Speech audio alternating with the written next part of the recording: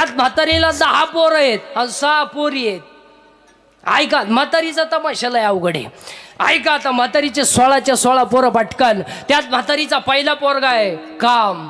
काम आणि काम जीवाला त्रास देते, यात काय नवल आहे. इंद्राला डाग लागला काम, चंद्राला डाग लागला काम, शंकराला कलंक लागला काम, विष्णूला कलंक लागला काम. अरे विश्वामित्र तपया खाली, कुत्रा होऊन हिंडे वनी, ऐसे भुलले थोर थोर, तेथे जीव किती पामर. दाढी जमिनीला टेकली होती विश्वामित्राची दाढी. 60,000 वर्ष तपश्चर्या केली होती गड्यानं, दुपार नाही. 60,000 वर्ष, 60,000 वर्ष तपश्चर्या केली. त्याला वाटलं इंद्रपद आपल्याला मिळणार. अहो इंद्राला सुद्धा भीती वाटली.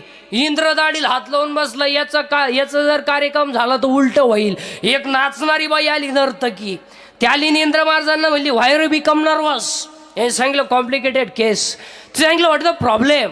हे सांगितलं प्रॉब्लेम डेंजरस. म्हणले काय, याची जर तपश्चर्या पुरी झाली माझा कार्यक्रम संपला. ती म्हणली don't worry about it, do not irritation, work is depends upon मी. तिने सांगितलं काळजी करू नका, माझ्यावर जबाबदारी सोडा. ती गेली ब्युटी पार्लरला. ब्युटी पार्लरला गेली, तिने एका पायात साळ बांधला आणि त्याच्या पुढे आपटला. त्याची दाढीचं मिळलं टेकेल होती, डोळेच उघडले त्याला. तुम्हाला बास इश्क है मेरी जिंदगी. ती म्हणली पागलपणा करू नका, साधू आहे तुम्ही, तुम कुछ भी कहो, तुम्हारे बिना मैं जी नहीं सकता. अगर तू ना मिली तो मैं रेलवे के नीचे सो जाऊंगा. इश्क है मेरी जिंदगी है, फूल है गुलाब का. ते प्रेम करणारे पोरण होते. गुलाबाचं फुल नका देत जाऊ रे, ते लय बारीक आहे, सूर्यफूल देत जाऊ. ते सांगितलं इश्क है मेरी जिंदगी आहे. ती म्हणली पागलपणा करू नका, दाढी काढून टाका. काढली ना दाढी काढली, जीन्स पॅन्ट घातली आणि पुण्याचा क्षय झाला. पापात्मक पापा नरका जायचे, परिपावीचे शुद्ध पुण्य नव्याद्यात उभी आहे. कुत्रा झाला आणि तिच्या पुढं निघाला. ती गेली इंद्र महाराजांना म्हणली इंद्र महाराज दाढीचा हात काढा, वर्क इज कम्प्लिटेड. का, ज्याची भीती वाटत होती तो कुत्राच झाला. पुरावा विश्वामित्र तपया खाली, कुत्रा होऊन हिंडे वनी, ऐसे बोलले थोर थोर, तेथे जीव किती पामर. आणि या म्हातारीचा पहिलाच पोरगा आहे. म्हातारीचा पहिला पोरगा आहे काम, म्हातारीचा दुसरा पोरगा आहे क्रोध. आणि पाया पडू सांगतो आजची कीर्ता सगळ्या वाचणाऱ्या माणसांना, राग आकळा. रागाच्या भरात वाईट कृत्य करू नका. खून करायला काय 2-4 दिवस लागत नाही, मर्डर करायला काय दुपार लागत नाही. आता एखाद्याला म्हणलं तुला 2 लाख देतो महाराज, कीर्तन संपल्यावर बोकशील ना तो, म्हणजे 2 लाख खर्चायचे कावा. राग आकळा.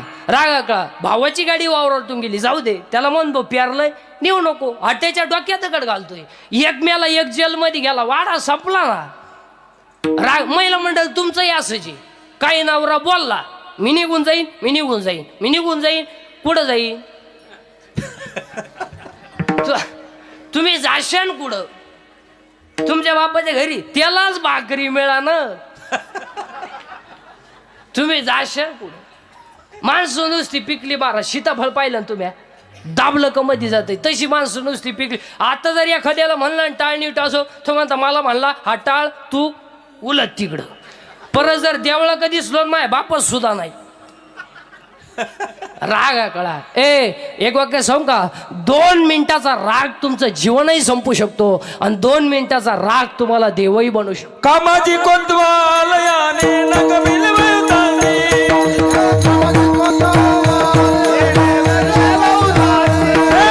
हरिहराची अब्रू घेते मैनाटी जाते, हरिहराची अब्रू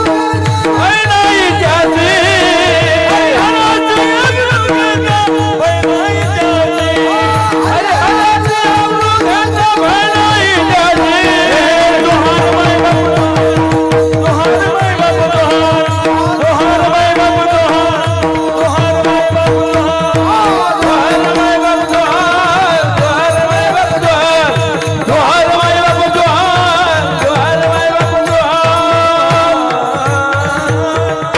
म्हातारीचा पहिला पोरगा आहे काम, म्हातारीचा दुसरा पोरगा आहे क्रोध आणि म्हातारीचा तिसरा पोरगा आहे लोभ.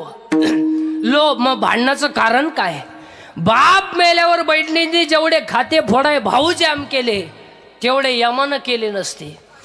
यम परवडला पण बहीण परवडली नाही. याच्यातल्या 15 जण आहेत आता इथं माय पुढं बसलेले आहेत कीर्तनात, सख्या भावाशी बोलत नाही. 15 जणी आहेत, मी नावं सगळं सांगेन. आपलं काम वेगळं आहे. नाही 50% लग्नांमध्ये सका मामा राहिला नाही महाराज. सका मामा उलटला. आता एक नवीन अवलादीचा मामा तयार झालाय, गुरु मामा. कुठून आणली काय नव्हती अवलाद वा, गुरु मामा. 3 माणसं असेच महाराज दिसंतीत आणली पाहिजे.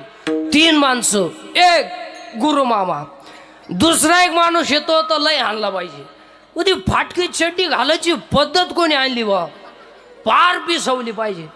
फाटेल अहो इथं कापेल, इथं कापेल, त्याच्यापेक्षा इथं दोन्ही कोण काप आणि हिंड काय. नाही तर रविवारी घालूच नको ना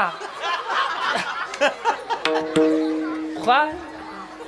आणि तिसरा एक माणूस येतो, तो आणला नाही तो डायरेक्ट घसलाच पाहिजे. ओ ते गाऊन कोणी शोधलंय बा, पार पिसावली पाहिजे ती अवलाद. गाऊन अहो सासूलाही गाऊन,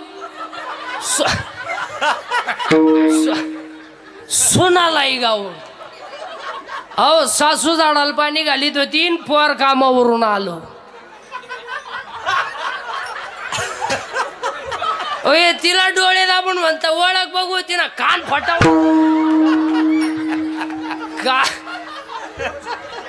काय गाऊन. म्हातारीचा पहिला पोरगा आहे काम, दुसरा पोरगा आहे क्रोध, तिसरा पोरगा आहे लोभ, चौथा पोरगा आहे मद, 5वा पोरगा आहे मत्सर, आणि म्हातारीचा 6वा पोरगा आहे अहंकार. अहंकार गायकाला गाण्याचा, अहंकार वादकाला वाजवण्याचा, अहंकार कीर्तनकाराला कीर्तनाचा. कशाचा का होईना पण आज प्रत्येकाला काय झालाय अहंकार. अहो काही माणसांना माई बायको देखणी आहे याचाच अहंकार. तो म्हणतो आपली पप्याची आई.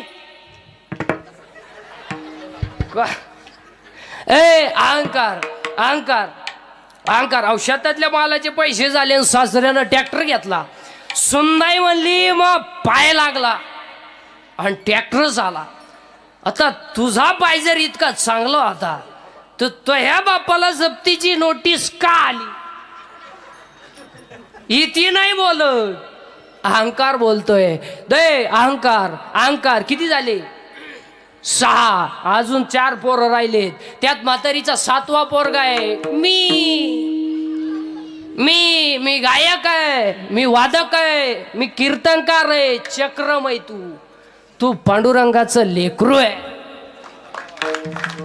मी तू तुझं माझं. किती झाले 10. त्या बाबळीपासून या बाबळीपत आपली इकडली आखी कीन, पण तुही झिरीन.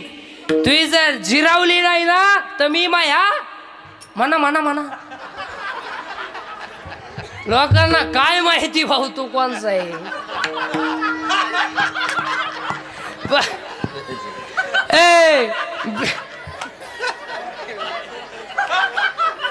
मी तू तुझं माझं. महिला मंडळ मी आहे म्हणून राहिले, नाही तर दुसरी रे. तू का नाही उलटली कोणीकडे, त्याला तिसरी केल्या. मी तू तुझं. अहो सासूचं सुनेचं भांडण झालं. सून म्हणती भूक भूक, फक्त एखाद्या वर्षात मला कुत्र मांजर होऊ दे मग मी आहे. मी आहे म्हणून तुमच्यावर हे दिवस आले न दिवसाचे दिवस आले. मी तू तुझं माझं. किती झाले 10. आता ऐका 6 पोरी. त्यात म्हातारीची पहिली पोरगी आहे आशा. आशा पाऊस पडल, पगार वाढल ना, पाहुणे येतील ना पाहुणे ना. रेंज गेली कायची, रेंज बायका मिळाना. आता बायको जेवढे लग्नाचे राहिले त्यांनी तो विषय जवळ काढूनच टाक. आता ते नवरदेव नाही होणार, ते आता वळू. तुमच्याकडे काय म्हणते सांड.